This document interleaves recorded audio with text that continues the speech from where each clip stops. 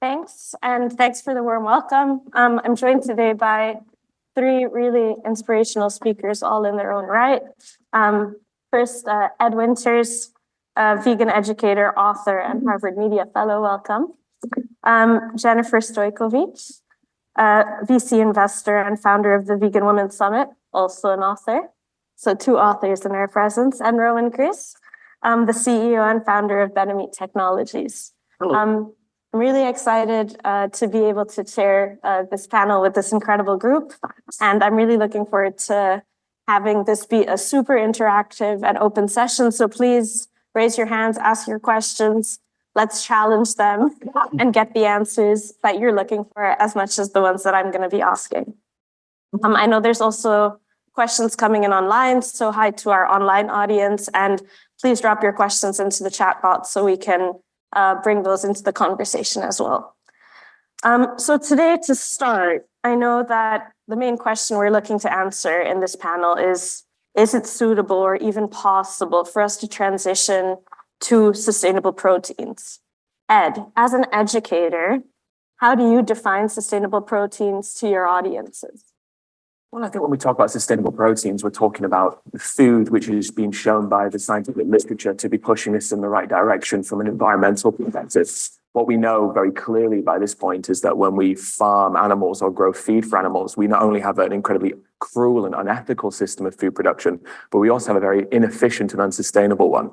The UN's, the IPCC reports, and we know reports that are conducted by the most highly acclaimed and recognized scientific establishments on the planet shows time and time again that the farming of animals is woefully terrible when it comes to its impact on the planet. So then we think, okay, so what's the alternative then? What can we do to create more sustainable forms of food production? And then it becomes a very broad conversation, really, because even though we're talking about sustainability, we're also talking about how we fit sustainability into the demands of the consumer and into cultural habits and traditional norms. And so then we have to find a broad range of different ways of kind of fulfilling that need. So of course, from a purely sustainable perspective, you have whole plant foods like legumes and lentils and fruits and vegetables. And of course, when we talk about sustainable protein, legumes and certain whole grains certainly fit that. But then, of course, we have to meet the consumer demand for animal products. We know that animal products are tasty, they're cultural, and so people want to continue consuming them. So then we broaden that a little bit and we think about alternative proteins like plant-based meats. We talk about precision fermentation and the technology that there is there to potentially produce sort of dairy products as well. And then, of course, we have cell-cultured meats and the exciting innovation that proposes as well. So to answer your question simply, I guess sustainable protein is protein sources which are created with a view of being led by the scientific literature and a view of creating a better world ethically as well as sustainability-wise. Thanks so much. I think that was a really great and holistic explanation. Roman, over to you from sort of the Benemeat perspective. When you're asked the question, is it possible to transition to sustainable proteins? I imagine from your side, the answer would be yes. Yeah. Could you maybe explain a bit around your motivation for starting Benemeat and how this has driven your business? Okay, if I make it simple, then it's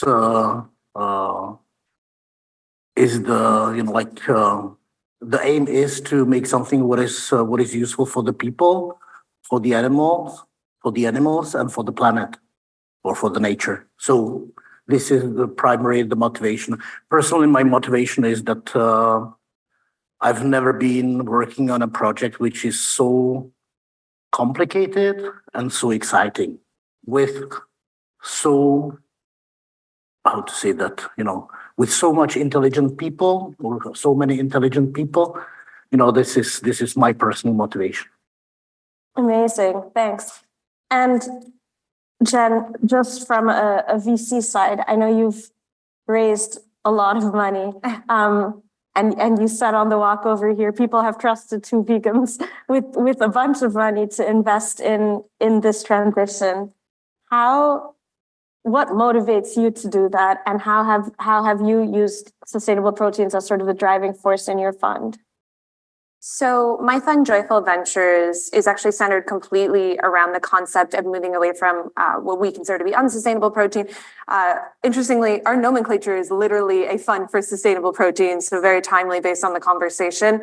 And we believe that on a short and long-term basis, the way that we produce food, inevitably for a number of different environmental, geographical, political, like all kinds of different constraints that are coming both in the short and long term, it is inevitable. And so with a VC fund, it's really important to understand that my job is to predict what is going to happen, not tomorrow, but my fund is a 10-year horizon. So when we think about trends and we think about the way that the consumer is changing, I need to think about what is the plate of 10 years, 20 years, 50 years from now going to look like? And so the biggest question I get is investment in plant-based dead? It's down right now. But the reality is I can't look at that short trough because economically, as all of you will know, this is an economic summit, we are in a cyclical environment. And so this right now is what we call the trough of disillusionment, so to speak. Many different new technologies go through this exact same process. This isn't the first time we'll see it. This isn't the last time we'll see it. And particularly with the protein side of things, it's much more nascent than, say, plant-based dairy, right? Plant-based dairy is several decades into mainstream consumer consumption. And I mean, in the United States where I live, 44% of US households consume plant-based dairy. So we're at almost 1 in 2. And I mean, a few decades ago, that would be an absolutely unfathomable number. So really, my fund is based upon how we can predict how to change the consumer's plate into the future. Amazing. And you mentioned the keyword, I think, a couple of times there, consumer. So I think we've seen the role of consumers changing over time, and oftentimes with the transition to more sustainable products, the consumer tends to be the scapegoat, right? The consumer isn't making the right decisions. The consumer isn't doing the right thing. I think there's a lot of forces behind that, of course. And Deloitte's research on the sustainable consumer shows that actually 54% of consumers in the UK alone are committed to at least taking the sustainability of the product in mind before they buy it. So they look at labels, they look for carbon footprints, they look for sustainably sourced and renewable products as sort of being the driving force in that. But when they come down to actually having to buy it, price is also still a significant factor. Ed, what levers do you think industry should be using to drive the consumer to more sustainable protein? Well, I think when you talk about price, I think it often gets unfairly leveraged against plant-based brands or against sort of veganism as a philosophy. And I think what we often overlook is that the animal farming industries are heavily propped up by governments, by subsidy policies, by legislation that perpetuates the status quo. And then we have very high supermarket margins on plant-based alternatives as well, which can price them out for a lot of people. And I think that what we spoke about the role of consumers a little bit then. And I think part of the problem that we have is legislators and politicians are not going to necessarily bring in the changes that we need to see unless consumers are kind of voting with their wallets. I mean, we look at what's happening in France right now with farmer protests. We look at what's happened in the Netherlands recently, of course, big farmer protests. And these protests have come out from governments trying to adopt new policies, not even particularly radical policies, let's say in France right now, but policies nonetheless. And we see huge amounts of social disruption. Almost certainly they're going to pull back on some of these policy proposals. And so our politicians in many ways are unable to do things that I think are necessary to make this more appealing to the everyday consumer. And so I think a lot of it does rely on us, sadly, at this current stage, to normalize it, to build up the plant-based economy through our purchasing habits. And as a consequence, build up a little bit of a voting bloc where, of course, the idea of sustainable protein, the idea of transitioning to a more ethical, fair and equitable food system becomes something that politicians can win or lose votes over in a meaningful way that is actually advantageous to us and the cause that we're trying to represent. So yes, I'm super hesitant to say that it's on consumers entirely. It certainly isn't. And governments have a huge role to play contemporarily and historically in this. But I think as the things currently stand, it is somewhat reliant on of course, venture capitalism, on big business, but also on consumers as well through the choices they make to support that vegan and plant-based economy, and as a consequence, lead legislative change as well. And it's also related to the short-term policy goals that we see when you only have a 4-year term. Right. So you very, very quickly, you've got your first 2 years to kind of bang out the major wins, and then you've got 2 years of basically self-preservation that's happening. And, the fact of the matter is food transition is a long-term policy that needs to be taken on beyond just the whims of political leaders that come in and out and, sometimes in less than 4 years in some countries. And so I do think that there needs to be a much higher level policy plan that is put in place over a multi-decade longitude. So, Roman, I know we briefly spoke about this at dinner yesterday, and I'm going to come back to the short versus long term in just a sec and challenge some ideas around that. But I asked you regarding the role of government, what do you think government needs to do from Benemeat's side to fundamentally shift the dialogue on this? And do you think that's possible? In France, something like 350 years ago, when Colbert was the Minister of Finance, the delegation of the businessmen, there was the meeting with the delegation of the businessmen, and Colbert was asking, what the French state can do for the business so that the economics grows up, and he got the answer, laissez-nous passer. That means allow us to do. Do not make any barriers. Do not make any obstacles. Regulations, etc., etc. Because there is, this is the crucial point that entering the market should not be as complicated as it is right now, for instance. And there are also, once we are talking about the subsidies, to the agriculture industry, farming, etc., we are working in the economics where nobody knows the price. Nobody knows how the rare, the goods are. Because, do we have to struggle with the, consumption of the meat if the meat was 3, 4, 10 times more expensive without the subsidies? Nobody knows. Usually you would get the answer, the government should subsidize us, support us, etc. No, do not support anybody. Let the people decide what they want. And of course, there might be things like, because sustainability is very connected with the consumption, for instance, once we are talking about promoting the consumption, that's the inflation. All the world is based on expectations of ideal 2% inflation. That means that if you have 100 pounds, tomorrow you can buy it, or next year, you can buy the goods only for 98. So that means, or what costs 98. So that means that it stimulates to consume as much as possible because now it's better to do it now than tomorrow. It should be vice versa, nobody talks about the deflation. If you ask any any expert in economics, and you say, okay, deflation should be normal, or there should be again golden standard or something like that for the currency. No. But that's really these are the really things which would have impact. Well, technological innovation by nature should, in a working capitalist society, have deflation. It makes no sense that it is inflating. Exactly. And that's because we do have forces that are outside of just the free market. Yeah, exactly. Yeah.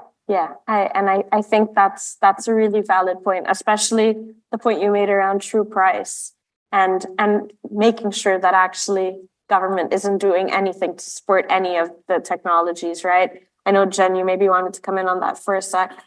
Yeah, I think one of the things that I've written books on this topic, and one of the interesting deep dives I've done is the history of meat. How did the meat industry become what it is today?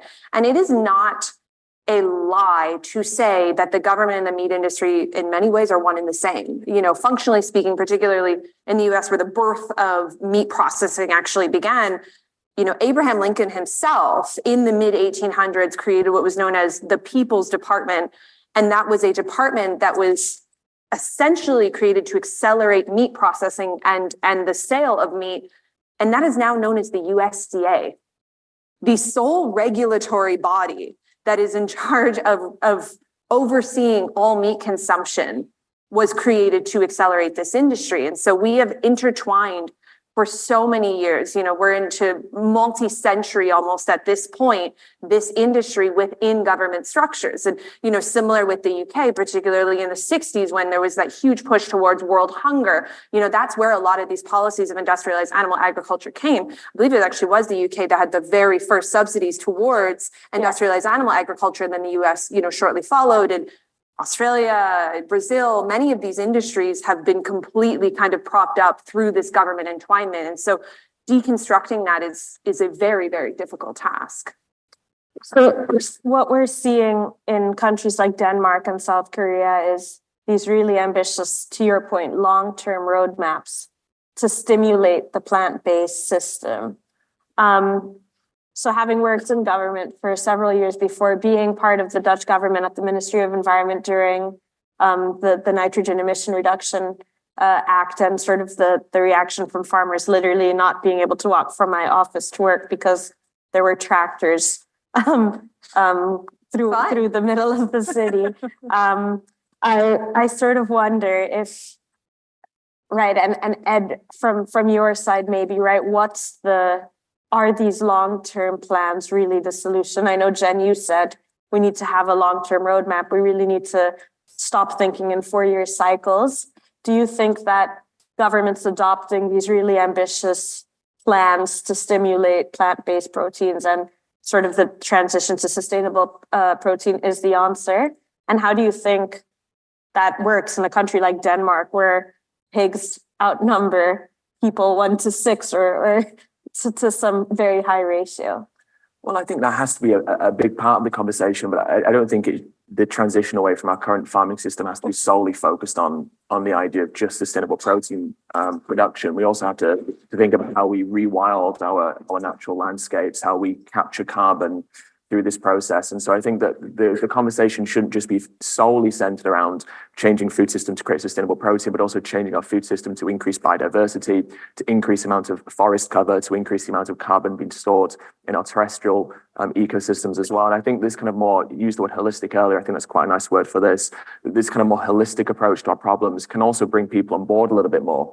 I mean, obviously, one of the issues that many farmers will face is that if we transition away from what we currently have, you spoke about Denmark then, quite rightly so, that leaves a lot of animal farmers thinking, what's their future going to be? What are their livelihoods going to be? And obviously, not every animal farmer is going to have their future livelihood secured by sustainable protein production, because we want to reduce the amount of land and resources that we're using for food production. So I think creating messaging that encompasses different ways of using land, different ways of supporting these people transitioning out.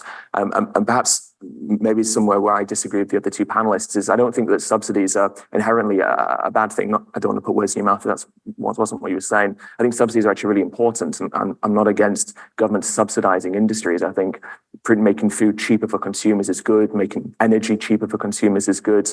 But the problem is the way subsidies have currently existed for the past 100 years or so in relation to farming, or 80 years or so, means that we have this incredibly harmful system that has been propped up by the taxpayer.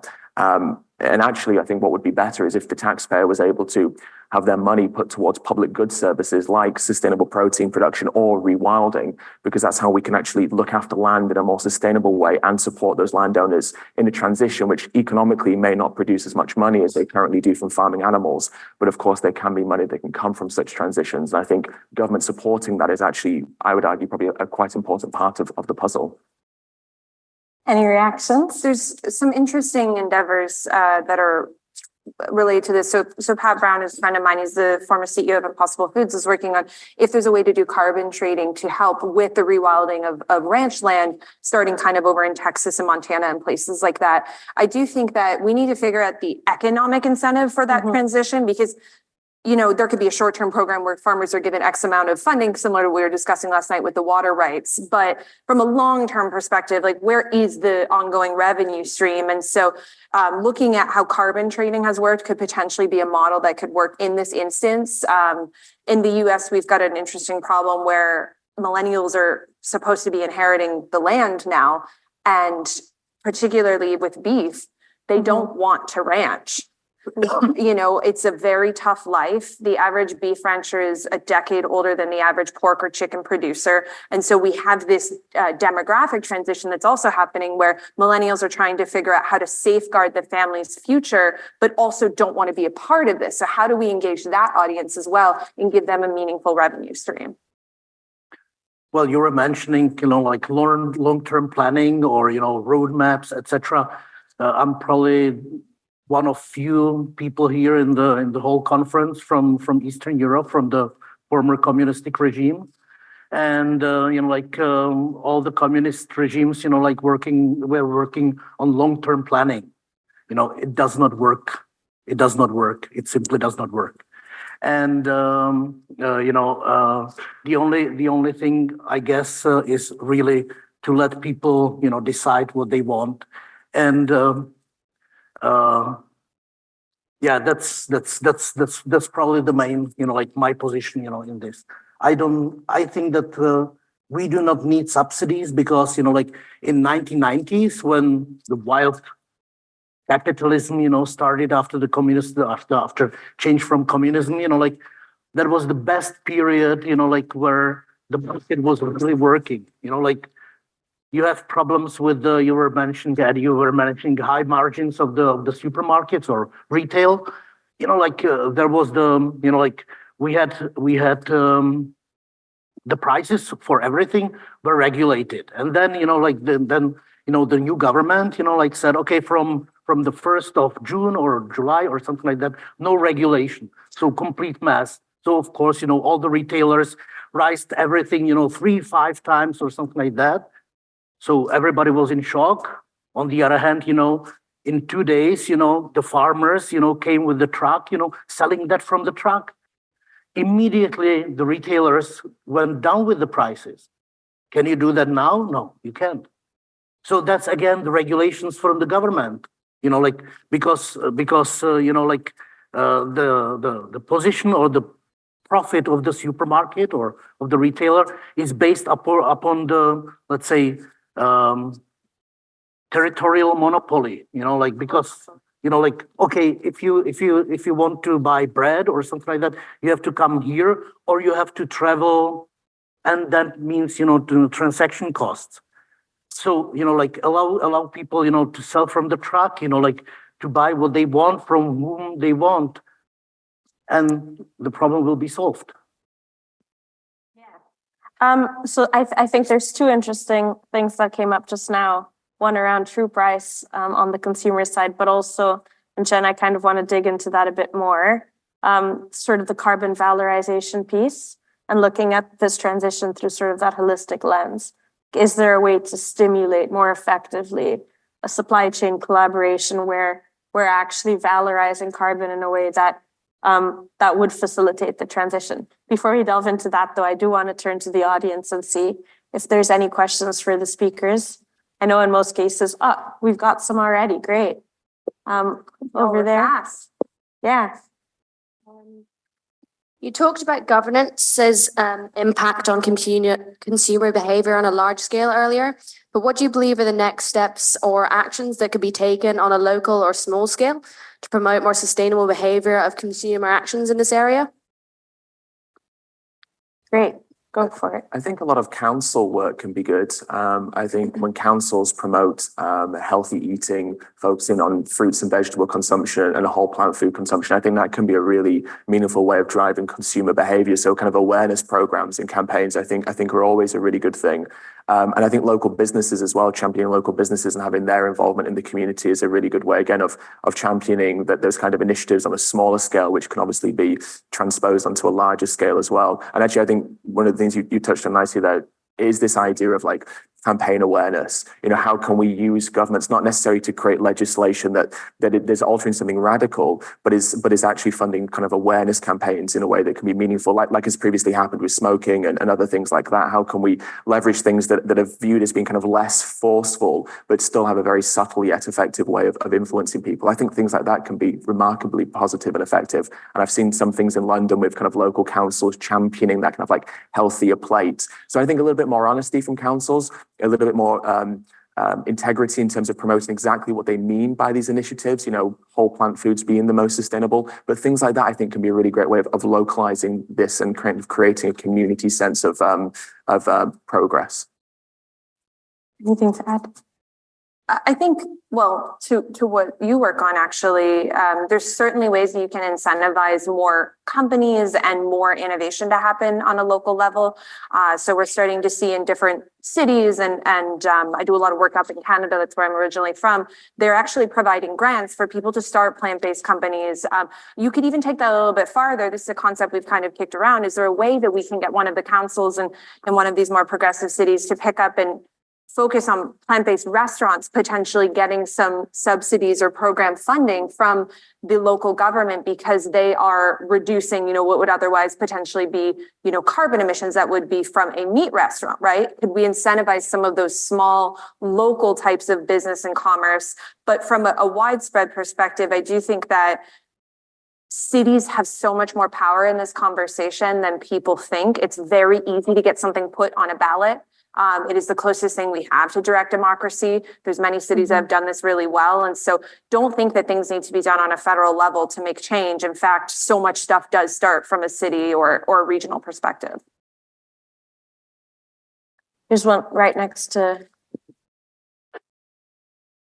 Hi, my name is Gitas. I'm from Esada. Thank you very much for being here. So we talked a lot about how farmers as a political group have immense power in order to sort of either lobby or swing the vote in the other direction. And I wanted to understand maybe your thoughts on how maybe the idea could be to subsidize those farmers to change their business models. For example, in the United States, to instead do wind farming rather than ranching, instead of subsidizing directly sustainable proteins that may kind of cause a backlash from those other political groups. Yeah, you mentioned the US. Yeah, the wind farming is a great example, particularly if you look at different corridors of Texas. We are seeing a mass amount of people that are getting an early retirement from a wind farming lease because they can pay you 25 to 30 years in advance. So these ranchers are seeing this as a very viable solution, similar to what we were saying about potentially some carbon trading that could happen. I think overall, there has to be a new revenue source. And I think understanding what ways the land can be used, whether it's rewilding, which in many ways wind farming could be very similar to that, because you need to keep about 99% of the land empty when you do wind farming. So it is essentially rewilded and preserved. I think that there's other possibilities. I mean, we see a lot of solar is happening as well over in parts of California, Arizona, Nevada, places like that. We're seeing that being another way to get energy usage created. Those are all the types of things we need to do more of. That times 100 is what needs to happen, I would say. Costa Rica is an interesting example, because Costa Rica, like many countries in Central and South America in the 20th century, was deforesting huge areas of land, predominantly to make way for cattle grazing, as sadly is still the case in many countries in Central and South America. And then what happened is they introduced a new scheme. So they halted the cattle subsidies, and they took money that came from reducing, I think it was a taxation on certain fossil fuel production. And they used that to, instead of subsidizing cattle production, to give this subsidy to landowners, but instead of farming cattle, it was to rewild. And actually, Costa Rica has now actually begun to reverse deforestation. They have more forest cover now than they did a few decades ago, precisely because they changed how they incentivized that land use. And I think there is an interesting model that could be replicated in many places where landowners don't have to be removed from their land. They can still live within these communities.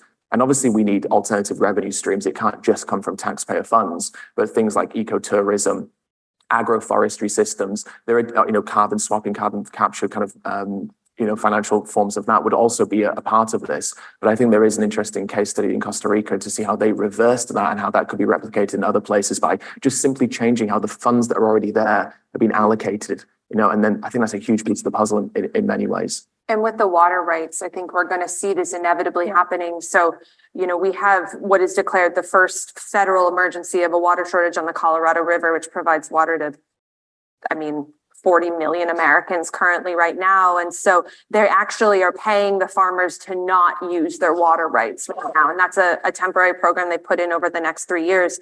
And as water becomes more scarce, we're going to see a lot more of these types of schemes of how can we actually start keeping water into the ground. Well, from my point of view, you were asking about the subsidies, like I would make it the reverse side, like reverse way. Uh, do not give any subsidies, decrease the taxation and let the people buy, like more expensive the goods which have certain features like more sustainable bio, I don't know, fair trade, etc. That's the answer because once you pass your money through the government, it never ends up good. But what would these, so let's say, to push back a little bit, let's say that you're a farmer and your land isn't suitable for growing crops. Maybe you live in a rural, kind of a very remote area where ecotourism isn't necessarily an option. How do they then sustain themselves if there's no support from governments in terms of rewilding or anything like that? Well, we have farmers, like which act like that, and even without the subsidies, because it's much more based on the local, like local trading or local supplies, etc. We have the government, we gave the money to the government so that it certifies the product. That means that like any theoretically, people have the feeling that any meat they buy or any, I don't know, corn or whatever, is fine. It's not, because there are big differences. So like if you want to localize the business, like cancel the regulations, cancel the certifications, etc. Because like if people knew what they eat in sausages and stuff like that, like we are, because our first product is being meant for the pet food industry. Like I have never seen a factory, maybe some really, really specialized ones, who would not use just the waste, something what is really, really terrible, the goods, from the animals, like stuff like, like you would never like to give your pet to. But the people do not know about that because, like, yeah, it was certified, like it's allowed to be sold. So everything is perfect. Of course, the technology can do so many things already that, it looks like a piece of meat, but it's a complete shit. I'm sorry for the word. Literally, I think. Yeah. Sorry, yeah. I think to your question, I think the private capitalization is a good aspect here, right? So, wind farming and solar and rewild, even, Google's very into carbon offsetting. So there is a private play to be had here that could fill a lot of that gap. I think that you're looking to avoid. You're from a former communist country. My husband grew up in socialism too, so I understand. There's been a lot of challenges that have happened with the government corruption, and so same with private, right? I think the answer is probably all of the above. Yeah, agreed. Yeah. All right. We have a question that came in online. I'm just gonna read it out as it's written from an anonymous source. Anonymous. Everyone is disgusted by the horrors of widespread factory farming. Yet reportedly in the UK, 70% of animals in the UK are factory farmed. In the media, farms are commonly depicted as a place of sanctuary with endless rolling grassy plains. What is the role of the media in shaping our views, but both enabling and creating roadblocks for sustainable proteins? I think the media in the UK is horrendous. The way that they depict plant-based veganism is shockingly poor. The Telegraph, the Daily Mail, I think, are a disgrace for many reasons, but their reporting in plant-based is particularly disgusting as well.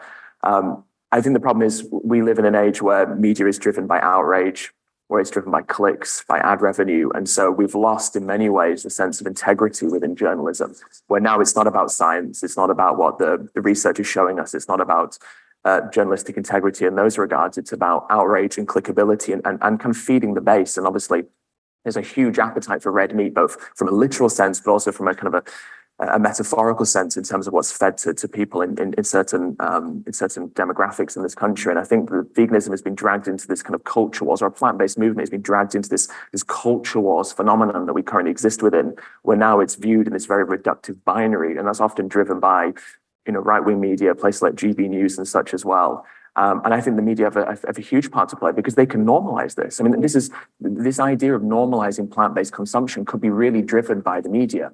I mean, I'm an avid reader of The Guardian, but I find myself pulling my hair out on a daily basis almost, which I try not to do if I can avoid it. Because some of the stuff they report on, again, it has such an antagonistic slant to it. And I think that the media does have a huge part to play because their role in shaping what public come to perceive as certain things, especially cell-cultured meat. I think a lot of the success of cell-cultured meat will come from the initial perception of it, how the public view that technology, and the narratives that are created around it. And we see how plant-based alternatives have started to be attacked now for being ultra processed, for containing things like methyl cellulose, and God forbid, seed oils and all these things, right? Yeah. And a lot of that is obviously misinformation and propaganda perpetuated by the meat industry and their PR and their funding that is then pushed into the media, which then has an influence on public's perception. And I think the media has that responsibility to go, hang on a minute. What is this evidence we're being shown? How do we scrutinize it? And should we be publishing it? And that question of should never seems to cross their minds. I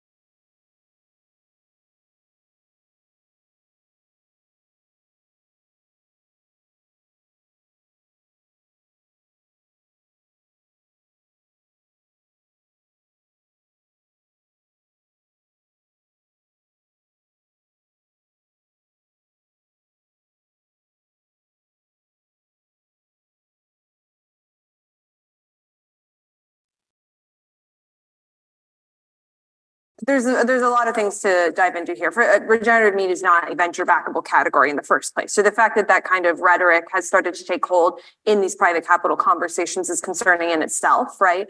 But it is having a very serious contagion effect. I'm not going to pretend like my job has not been easy this last year or so. I've looked at over 400 companies in this space across 6 continents, and there has been a very severe reputational damage that has been done specifically to plant-based meat with the ultra-processed rhetoric. That can be traced back, as Ed said. I mean, it started in 2019. We actually can look at when the campaign did start, and it started in the United States and then was brought over to the UK with the same team as well. So that has, over the last few years, really damaged plant-based meat. Obviously, you can see in stock sales and consumer sales, it's, Beyond Meat has lost the vast majority. Oatly is actually down 93%. It's even worse. So yeah, it does have a very real effect. And there's a lot of people that believe that this effort is a very classic Wall Street effort to drive down the price. And then they'll be bought up for pennies on the dollar by, your Tyson Foods, by your large meat conglomerates. That's been done before in other hostile environments in an economic setting where they'll drive it down. They'll literally drive it down, grab it, and then they own the entire market. It's not a crazy theory. And so as I go into these conversations from an economic perspective, why you should invest in my fund, why this is still the future. I mean, I look at focusing on the globe for starters. Plant-based meats in this conversation, obviously, cultivated is even earlier in the spectrum, is in very different places in different parts of the world. It's only been regulated in 2 different countries, even cultivated meat alone. So it's complex. We are seeing more growth in Asia's a lot earlier market. It goes, Africa's the earliest market, then Asia, then Europe, and then, North America, right? So looking at where everything is on that cycle, and we're kind of in the down right now in the US cycle. And I think you're starting to come and you're down here in the UK. And then again, we will start to see it rise again, probably in 2 to 3 years based on, the way that this typically goes. Where does South America sit on your list? Yeah, Latin and South America is a great point. I didn't mention them. There's definitely a lot of exciting stuff happening in Brazil. I've actually looked at quite a lot of deals in Brazil. They're very interested in investing in safeguarding their protein production. They are also, because Brazil is the leading investor, obviously, in South America. They're also run by JBS, which is the largest meat company in the entire world. And I do believe, that much of the funding for this industry will likely come from JBS. All right. Just to talk a bit about the cultivated meat point. I know the two countries you mentioned, I imagine, are the US and Singapore, where Singapore has primarily adopted the policy with this idea of food insecurity being a critical part of why the regulation has come into play. So when you read through sort of the motivation of why they're, as an island nation, they're really concerned with the level of consumption increasing and not sort of being able to meet the demand as it continues to rise. Globally, 735 million people face hunger. Is the answer sustainable proteins? Well, the Singapore 30 by 30, I think, is really important to contextualize. Has anybody in here heard of the 30 by 30? Okay. So in Singapore, right before the pandemic, more than 95% of all food was imported. So you can imagine where this is going. So when the pandemic hit and everything started to go awry, Singapore was severely affected by food shortages. And so they launched the Singapore 30 by 30. They want to be producing 30% of their own food by 2030, which is a very ambitious goal. And for a nation that is essentially just a city with no arable land, it's going to need to mean plant-based protein. That's why they were the early leader in cultivated. They regulated and approved the first sale of cultivated meat 3 years ago with Good Meat. And so they kind of took an early interest in it.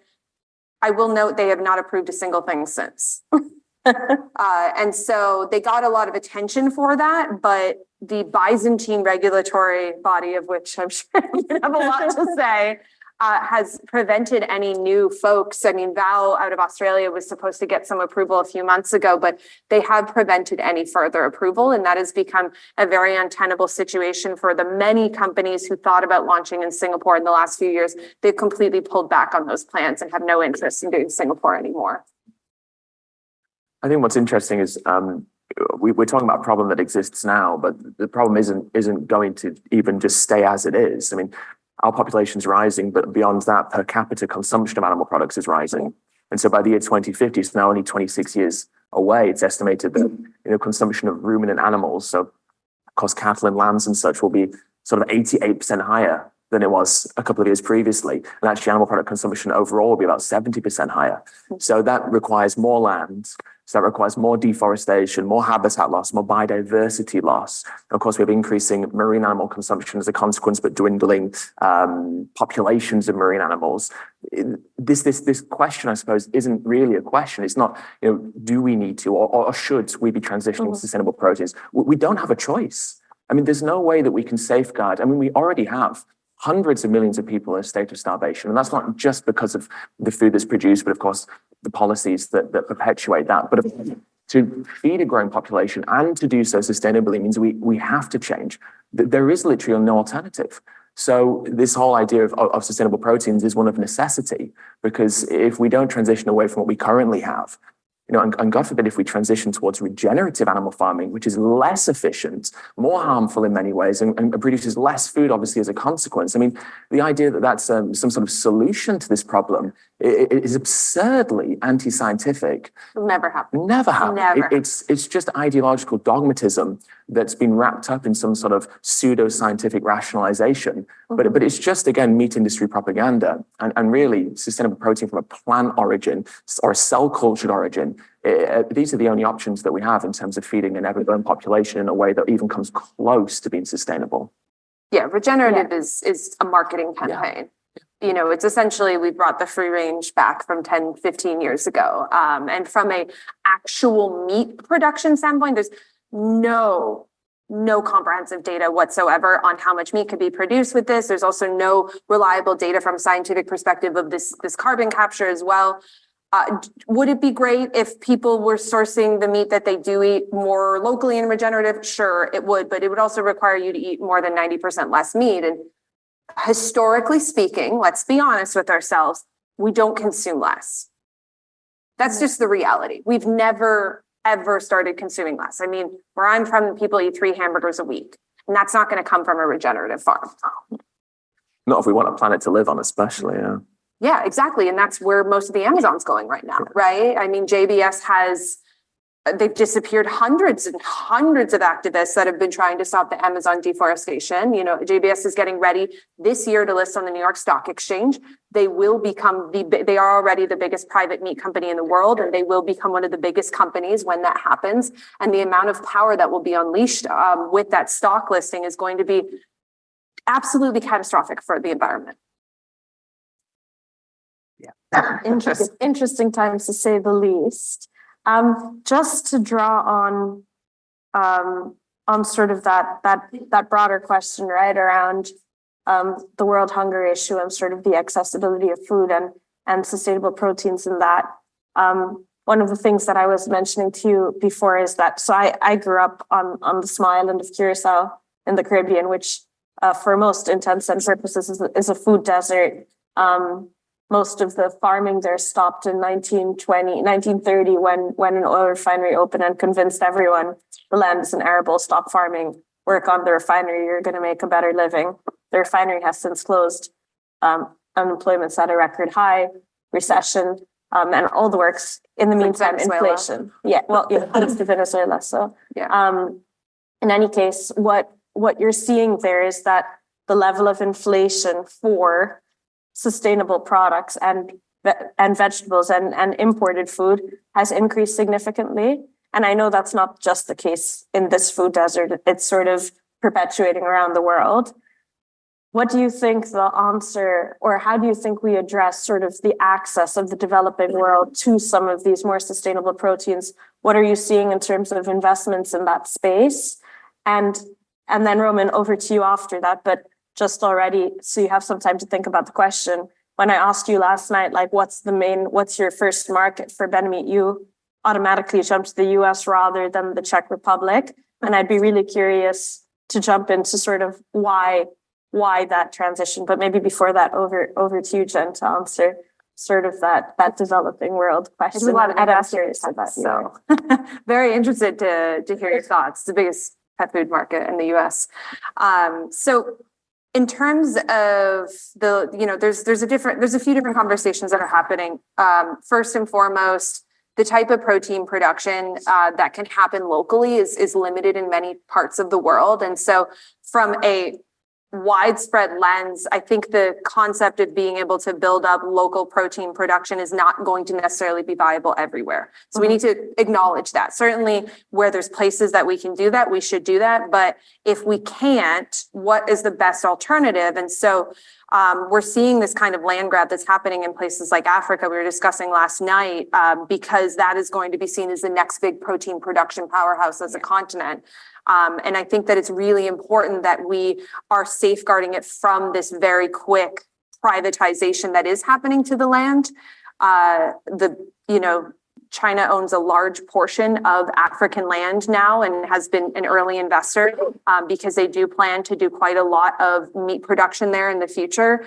And so I do think that we need to, as a larger perspective, really look at all the land that is on the planet right now and how we are safeguarding it against what could become this very quick, factory farmed planet.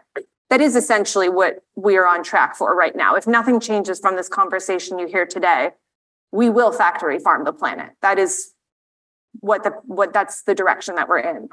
So I think all of us should really sit with that and think about, we're in an economics summit. I imagine most of you consider yourselves capitalists. Right? You're in economic schools because you are, you're purveyors of capitalism. We all are, right? How can we use that as a force for good meaningfully? Why US, like the first market? Yeah. We live in strange period when there is so many answers and nobody knows what is the question. Number of the people who knows what they are doing really, in their life, decreases dramatically, I guess. And more, everything is based much more on what is called like monkey brain. I do I see, at the neighbor, and unfortunately, the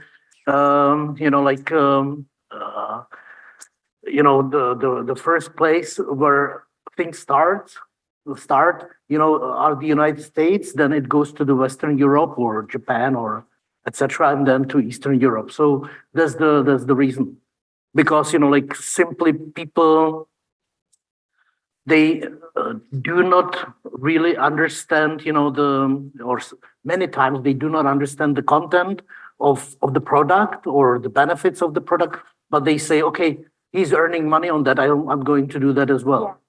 Yeah. I think also for people to understand why pet food's being brought up in a sustainable protein conversation. So if you added up all of America's dogs and cats, it would be the 5th largest meat consuming nation on the planet. The dogs and cats of America consume more meat than 97% of countries in the entire world, which is pretty wild. It's 30% of meat that's consumed in the US each year. And with rising pet ownership happening, particularly in China, China is a massive, massive player in the future pet industry, because all of a sudden this nation of over 1 billion people that did not have pets at home is. And so the environmental footprint of the average Chinese citizen is now, if they're a pet owner, more than 20% of their environmental footprint is from their dog or their cat. And so when you think about the levers that are upholding this industry, the money that's made through rendered meat that creates the pet food that we feed our dogs and cats is a very important aspect of it. And so if we want to address the ESG components of pet food, which Nestle, who owns, Purina, which is 1 in 3 bowls of cat food poured anywhere in the world at this exact moment, or Mars, which is one of the biggest private companies, they own the majority. They need to look at their pet food and the supply chain. And maybe I'll just add, we made the market research in the United States for the pet food and cultivated meat generally, and even in the focus groups, that means the quantitative research, qualitative research, it was quite interesting that the number of the people, which really would like to know what they eat or what their pets are eating increases. And it's not only vegans, which make it, it's really okay, they tell me that it's super premium, that there is a number of, so many % of the proteins, but what's inside? So I think that, cultivated meat, has the benefit, that we simply need to know exactly what's the raw material. Otherwise, we would not be able to produce it. So we will have the really defined product with the defined parameters, with the defined analysis, and it's not mix of 100,000 cows or the rests. Realistically, that's not a preposterous statement to make. That is how it is sourced currently. Yeah, I think the labeling aspect of this is really important, because even coming out of our own sustainable consumer research, right, what we put on a label really drives consumer behavior. And currently, most people don't understand what the labels even mean. So when you buy a free range egg or a cage-free egg, or nobody knows, right? They associate the label with the price, and they're like, oh, this one must be better. But actually, if we could figure out sort of a way to revolutionize labeling, and to your point, I think, right, with government misinformation and sort of the role of government as a regulator, really actually regulating what labels mean and what goes on our products, the same way a smoking packet is a cigarette packet is regulated to at least have a label that says this could kill you. It would be a huge thing in the food sector to really have these labels and the markers on that be clear. And I know that's sort of the intrinsic motivation of the new European regulation, like the eco-design principles for other sectors. But how that plays into the food sector, I think, is going to be a really critical part of making people aware of what processed actually means. That's why regenerative is actually so important, because regenerative, you've all probably heard this term. It has no FAO, no UN, no USD. There is no legally defined definition, which gives you a free for all to use the term.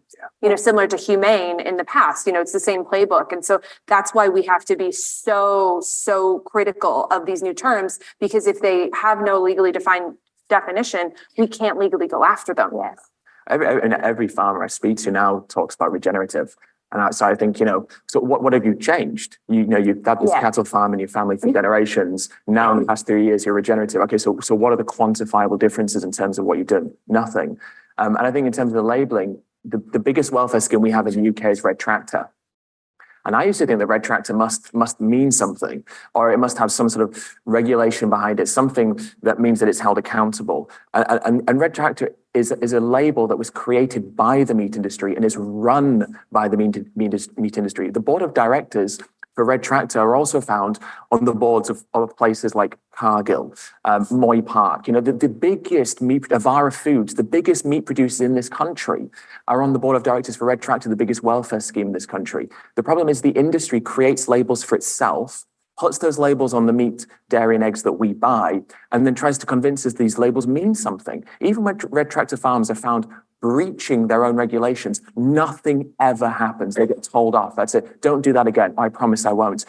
The vast majority of the Red Tractor inspections are announced. So these farmers, even when they breached their regulations, they knew that the Red Tractor inspectors were coming and still didn't change it because why bother? There's no accountability. There is no proper legal process that holds farmers accountable for breaking the law. Farmers break the law all the time, environmental laws, welfare laws. They break the laws all the time, and yet nothing ever happens. They barely even get fined, let alone actually prosecuted for crimes, criminal crimes against animals. And I think these labels are a huge part of changing how consumers view these products. Because if when we bought a packet of bacon, it didn't have a little Red Tractor logo, made in Britain, don't you feel patriotic? Instead, it said, this pig was killed in a gas chamber. This is the amount of carbon this produced. This is where the feed was sourced from, South America, deforestation. Then all of a sudden, as a consumer, you might go, oh, maybe there's that tofu, those chickpeas isn't so extreme.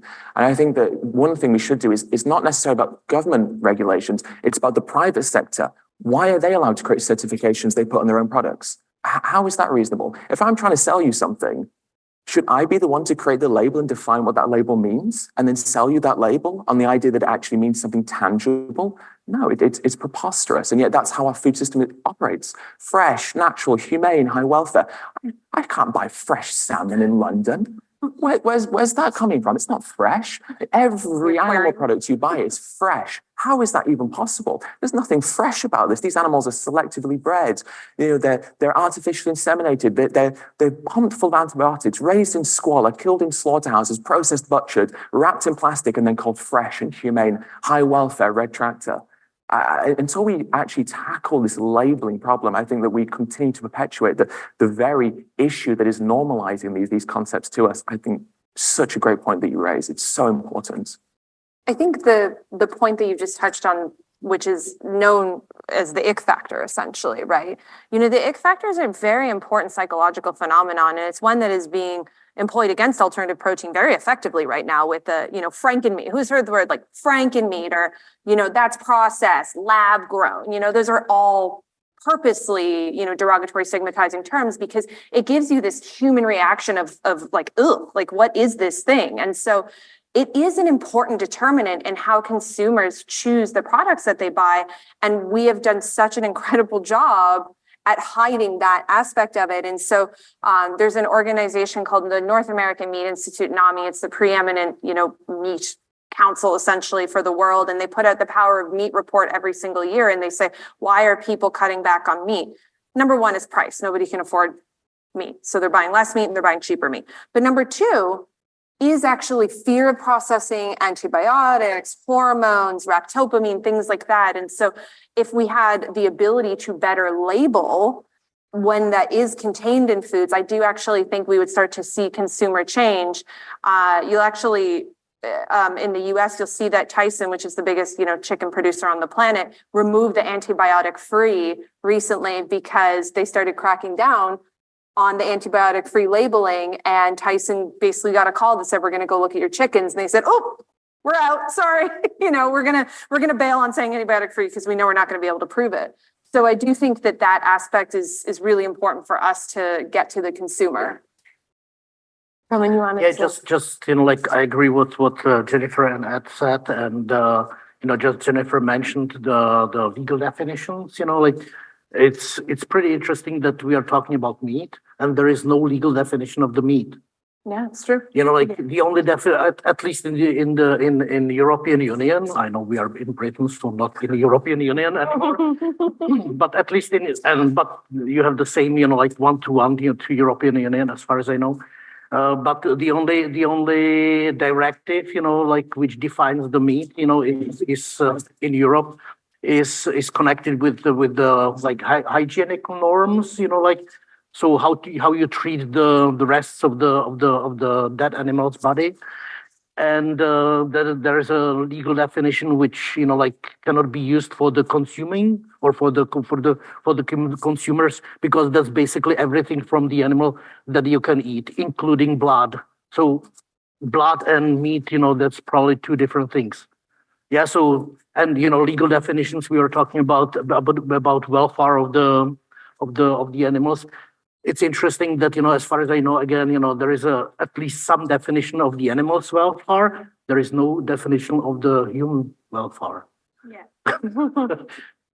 All right, we're drawing in on the last 5 minutes, unfortunately, but I think we've taken the audience hopefully on a journey this past hour. We've covered the role of government. We've talked about interest and reservations from investors, but also things that stood in the way.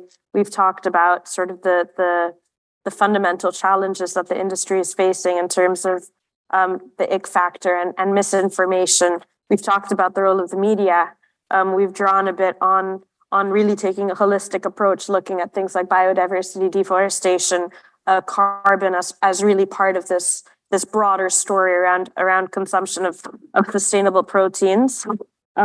There's a couple of questions coming in online to sort of the similar thing. And I always like to end a panel asking panelists, what do you think the audience can do? So aside from being vegan and buying sustainable proteins, as students at the University of Warwick, at universities represented here today, what is their role in this transition, and what should they be thinking about doing in sort of the next 3 to 5 years to support this? I'll start at the end, Roman. At the end. Okay. In 1 minute, be radical. Be radical because, you know, radical is a word which has bad connotation, but it comes from the Latin radix, that means root. So radical, in fact, you know, like without the, I don't know, emotional cover, you know, like is a description of the person which goes to the root of the problem. Go to root of the problem in anything you do, including sustainability. Amazing. Jen? It's hard to summarize probably in a minute. I would say what you're hearing today, all of these problems that we're telling you right now, none of them are getting solved if you don't all become a part of that solution. And so that can be as simple as becoming an advocate when you go home, you know, talk to your parents about these types of food choices, you know, make food decisions differently yourself.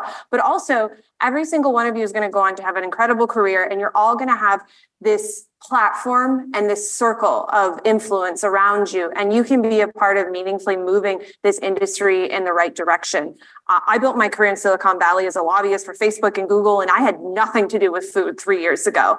And I've transitioned into this space because I see it as vital for the future of this planet. And, you know, as you're thinking about what you want to get into with your career, food is one of the biggest industries in the entire world.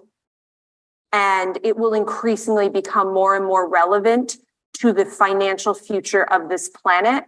And there's a role for all of you to play in that. I think both of those are, yeah, I love the idea that getting radical, I think is really provocative. I like that a lot. And I think, yeah, getting organized, isn't it? Advocating. I think in university, you have such a fantastic opportunity for organizing things. Obviously, this event's been organized, but you can organize events screenings, talks, debates, conversations. I think anything that stimulates this discussion in an effective and provocative way is really good. So I think organizing on a small level and then taking those skills that you learn to apply them to a larger level. What can you do in terms of your local community? What can you do in terms of movement building, campaign organizing? I think things like that are really good, but the power of influence, I think, can't be overstated. Just being a role model, dispelling myths, being there as a sounding board, challenging misinformation, educating yourself. Knowledge is power. And the more knowledge we have, the more empowered we can also become to be stronger and more effective advocates. And so I think it's about a journey of discovery for ourselves, and through that, influencing positively the people around us. But getting organized, getting radical, I think these are great statements. And just how can you take that into your personal and professional careers? And no doubt, there's so many exciting opportunities you have all in front of you. And it's about how can you take your passion for changing the world and your education and your knowledge and put these things together to create, sort of meaningful, tangible change that provides fulfillment for you as an individual. Play to your strengths and your passions. And I think you have longevity in your activism and advocacy as well. I have one little quick tip to that. For if you are beginning to create campaigns and messaging and activism, the number one rule of politics, I did politics for a very long time, the most enduring campaigns are yes campaigns. Mm-hmm. You want to be for something. It is easy and cheap to be against something, but if you want enduring change, always have that positive for message. That's what's going to inspire people. All right. On that note, we've left you hopefully with some inspiration on how to get involved, what you can do. I hope you enjoyed today's session. And looking forward to seeing you guys around the rest of the day today. Feel free to reach out to our panelists in their Meet the Speaker sessions, which I believe you all have, and enjoy the rest of the time at the conference. Thank you very much.